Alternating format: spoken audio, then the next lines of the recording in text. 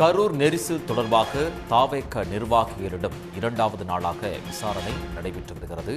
CBI அலுவலகத்தில் என் ஆதவ் அர்ஜுனா உள்ளிட்டோரிடம் விசாரணை என்பது நடைபெற்று வருகிறது. கூடுதல் விவரங்களை வழங்குவதற்காக செய்தியாளர் பிரகாஷ் பிரகாஷ், இந்த விசாரணையில் யாரெல்லாம் ஆஜராகி இருக்கிறார்கள்? நிச்சயமா கரூர் வேலுச்சாமிபுரத்தில் கடந்த செப்டம்பர் மாதம் 27ஆம் தேதி தாவேக தலைவர் விஜய் பரப்புரையும் போது கூட்ட நெரிசலில் சிக்கி 42 நபர்கள் உயிரிழந்தனர். 100க்கும் மேற்பட்டோர் காயமடைந்தனர். இச்சம்பவம் குறித்து உச்சநீதிமன்றம் சிபிஐ விசாரணைக்கு உத்தரவிட்டது.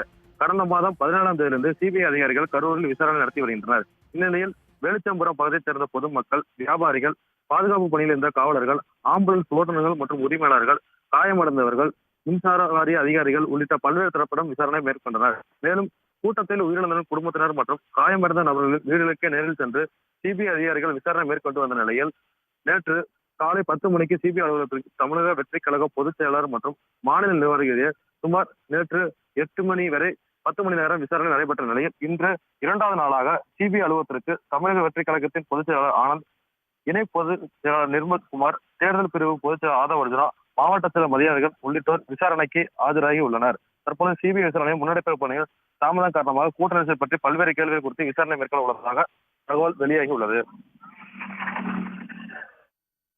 பிரகாஷ், தகவல்களுக்கு நன்றி. உடனுக்குடன் செய்திகளை தெரிந்து கொள்ள சன் நியூஸ் பெல் ஐகானை கிளிக் பண்ணுங்க.